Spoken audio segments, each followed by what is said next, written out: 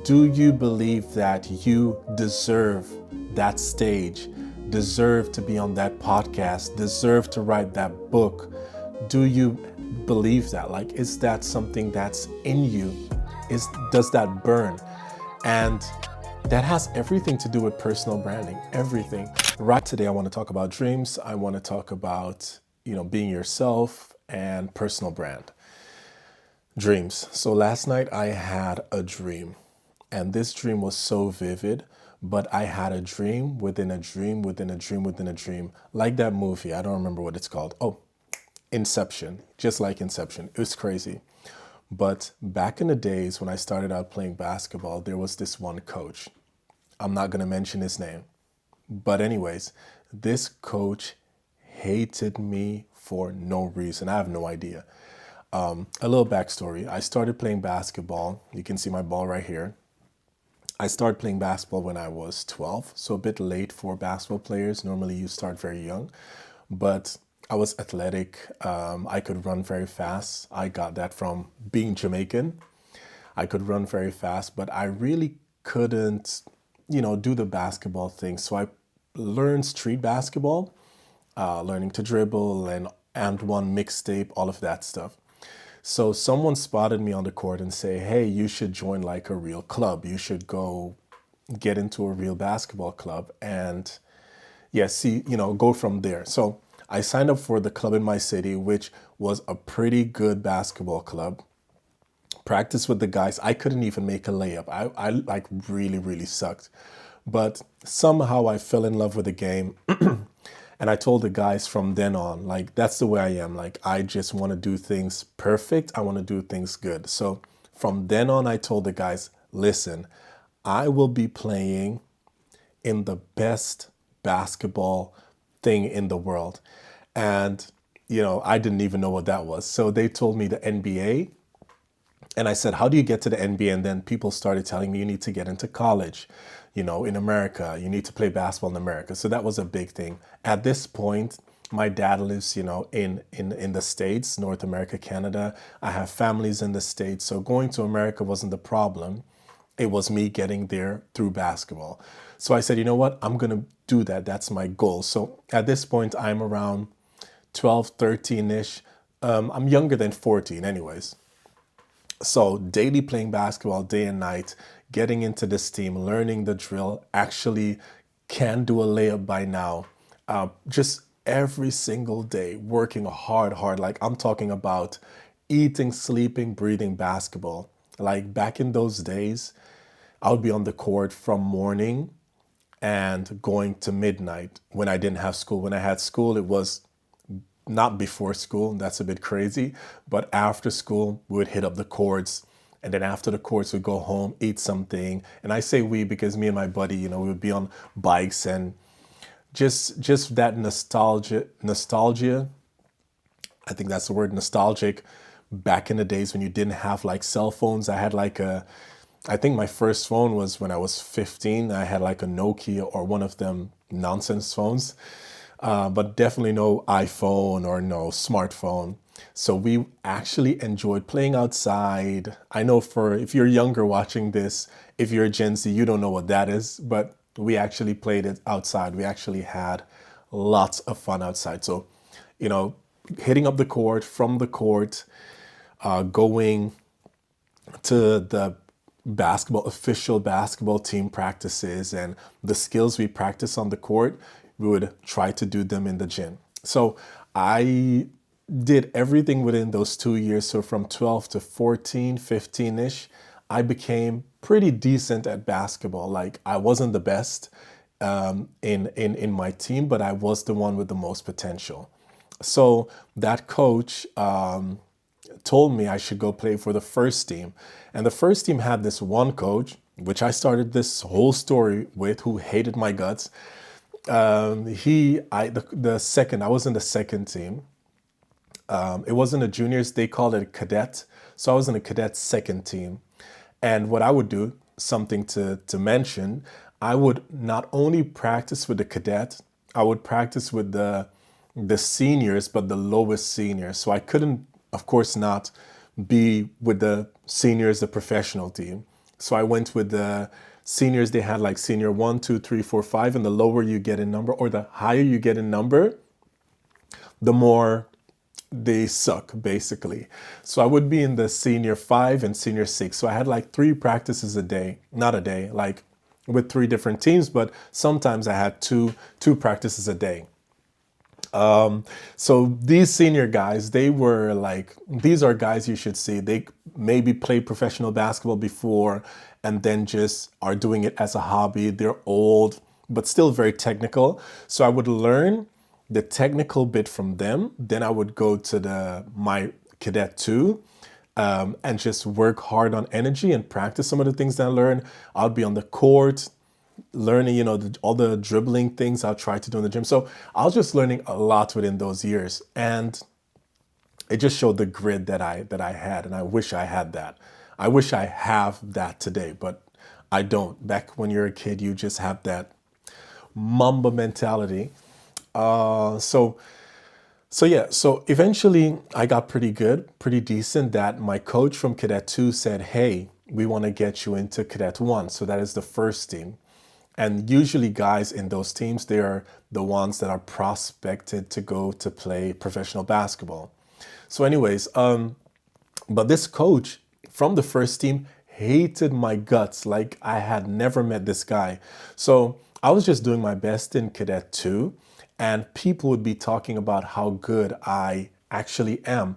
So they were telling him like, hey, this kid has potential, get him on the team. And he would be like, no, he's not ready, or no, no, no, no, no. So a whole year went by with people telling him that, and he did not let me in the team. But eventually he had to get me in the team. So he got me in the team. I sucked. I wasn't good. Like those guys were really, really good. But I had potential. Like I could slowly, I could run with them. Let's just put it that way. I could run with them, but I wasn't as good. Like they were really good. So he, eventually led me to the team, but I noticed that he just gave me a hard time with the games. He wouldn't let me play. I was on the bench a lot. And I knew that I still had that one goal. My one goal was I will go to the States and play college basketball. Like I would. So I believe when I was 16, my mom told me that when I finish high school, I could do whatever I want. I have to finish high school, then I could do whatever I want. So I went to the States. I don't know why I'm telling you all this, but it adds to the story. So I went to the States for a couple of weeks to visit my auntie and just to get a taste of American basketball. And I just played on the courts, and a coach or someone saw me and said, hey, this kid is good. Went to a high school and they really wanted me there. Ended up that I couldn't go there because it was a Catholic school and you had to be Catholic, and a long story, but eventually the Pope or whoever in the Vatican said, he can't attend because he's not officially Catholic. So that didn't work out. So I came back to the Netherlands where I was based, and eventually, so I got better over time. I just got better at this sport, and the coach still hated my guts. And I told him, I even have a diary. I should show you next time, but I wrote down in my diary that I know you hate me, but I'm going to surprise you by doing something great. I'm going to be the best player within a few years that you have on this team. I wrote that in my diary. Long story short, I ended up getting a scholarship, a full ride scholarship to a school to play college basketball in the States. This scholarship didn't happen because I was in the States. I was actually at a camp in Switzerland that I attended for many, many years. And one of the scouts there who came there to scout European kids saw me play, and he said, hey, you're the missing puzzle that we need. And I ended up playing college basketball. So that was just my basketball journey. I don't know why I told you this whole thing, but the reason I told you this whole thing, I know now, is because I had a dream about that same exact coach. I wanted to say crazy coach, but no, he wasn't crazy. He was actually very good. He was a very, very good coach, but just a mean person to me. I have no idea why. But I had a dream about him last night, and it was a dream within a dream within a dream. So in this dream, he's telling me and some other guys, hey, we have a basketball game tomorrow. You need to be here then and then, and this is your jersey. So that is what I remember from the dream. But the whole night, like I woke up in the dream saying, hey, is it already time for me to be there on time for the game? But that was a dream within a dream. And then I woke up in that dream. It sounds so trippy. It is trippy. In that dream, looking at my phone saying, is it time yet? And sometimes in the dream, the time had passed. Sometimes in the dream, it wasn't time yet, but I think it was time. It was the time when I looked at my phone to see you know, if the alarm went off. So it was just so trippy, man, so trippy. But I don't know. Like, I'm still wondering, like, if you know, comment this below. Like, what are dreams really? Like, why do we dream? Have you ever thought about that? Like, what is the reason that we dream? And when does dreaming start? Like at what age? Or maybe your dreams start like way ahead of time, but when you grow older, you kind of can speak about things that you thought happened. And that's when you realize that, hey, okay, dream starts from here, but maybe it starts way back. I have no idea, but I want to know the reason why we dream because it was just so random. I did not watch any basketball the night before or the days before. I did not think about this coach whatsoever, but he just popped up in my dream, and it was a dream within a dream. It's my first time. Yeah, it's kind of my first time having like, yeah, this inception types of dreams, which I had no control of. Like, really, I wanted to turn it off, but I couldn't turn it off. You know, sometimes you can wake yourself up out of dreams.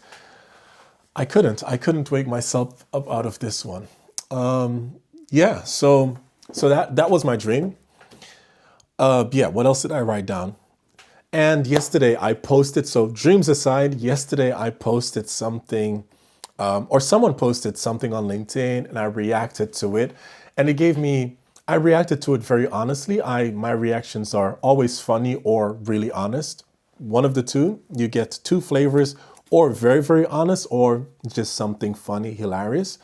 But this one was really honest. It made me think. Like, the post was about personal branding and about being you. And I reflected in that moment on myself, understanding that, or asking myself, like, am I really me? And that is the reason why I am showing up like this. Like, I'll put on the jacket or I'll just put on other things. But the jacket was more of me. I won't say mask, but it's me looking representative to attract people that take me serious. And I don't know, do I need a jacket for that? Comment below. Like, do I need to wear the jacket to seem professional in what I do? Or is me being myself, being relatable, a better way to go? For me, it's the latter one. I don't want to say it's better, but it's more me, real, relatable. Yeah, give that a thought. So it's a lower barrier for me to show up. Like, I just came from the gym, like literally just came from the gym. I did wash my face. I did put on you saw that in one of my videos, my Vaseline, to make sure my face is shiny and not dry on camera. I did do that. But other than that, I did nothing. And it's a lower barrier for me to just put on the camera and hit record. And that is where I want to go now. I want to go to a spot where I don't have to think. Like, I just do. I am just me. And that is when I think I'm 100% me. Like, when I can do what I want to do and say what I want to say. I said that weird. Do what I want to do and say what I want to say without thinking what you think or your judgment, if that makes sense. And right now, to be honest, I'm about 85%. I'm 85% me. Like, I really feel like I don't care, but I do care a bit. And that 15% of caring is I'm 85 and I want to get to 95.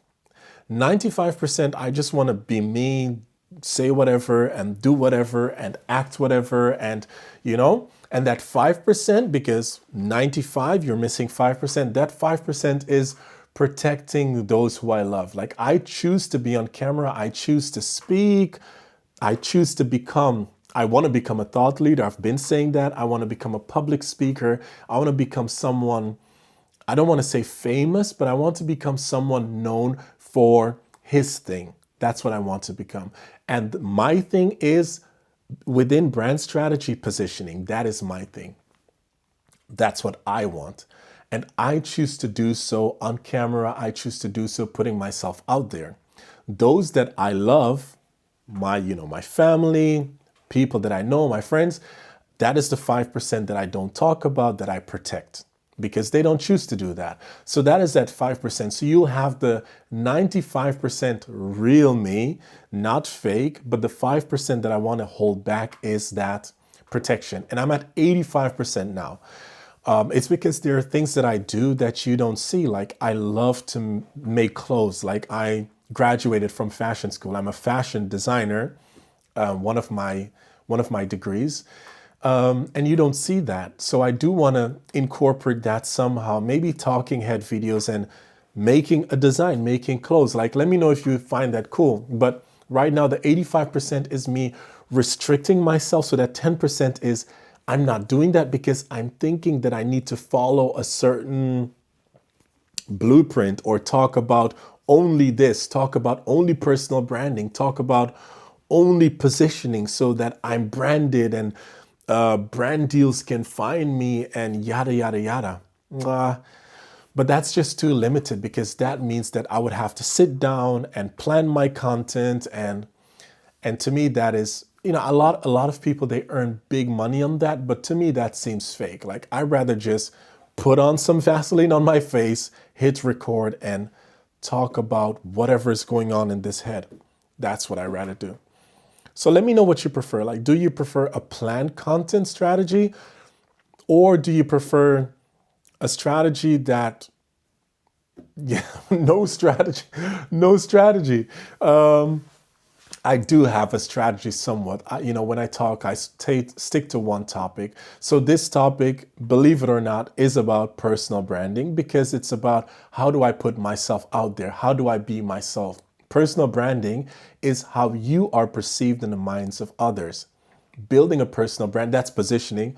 Building a personal brand is you being intentional in what you do so that you can form that type of idea in that person's mind.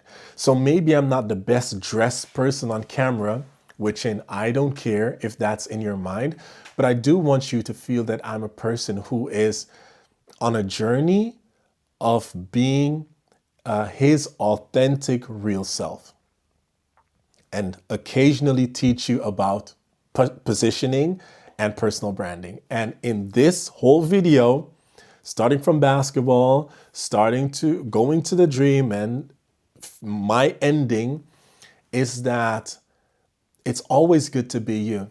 When I played basketball and I sucked at it, I knew within that it was something that I wanted. I strived to become the best basketball player I could be.